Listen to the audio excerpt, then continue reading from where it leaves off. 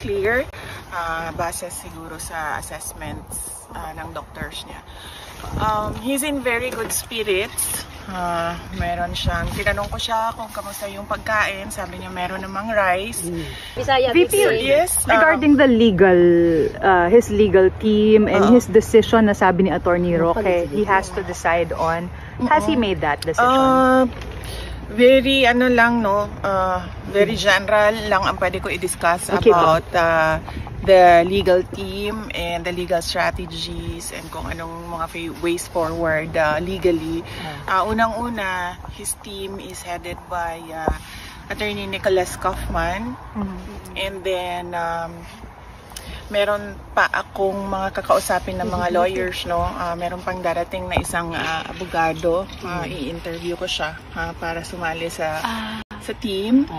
And then once maayos na yung team for ICC, mag-withdraw si Attorney Medialdea kasi meron lang limited na mga slots for lawyers, and we want all the lawyers on board na merong ICC experience. So, Attorney Harry Roque po, hindi po kasama? So far, hindi siya kasama sa legal team. Si Attorney Harry bakit po? So, dalawa pa lang po.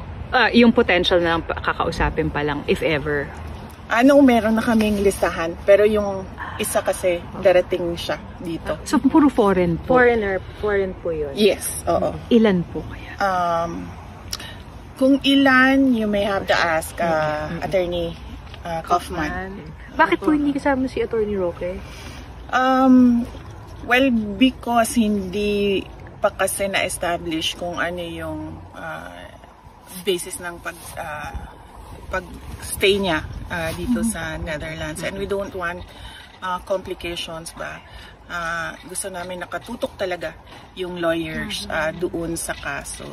And right now, I heard applying for asylum. He publicly announced that already. No? So we want him to focus on his asylum. And then we want our lawyers to focus on the case. Yun po yung Okay naman siya.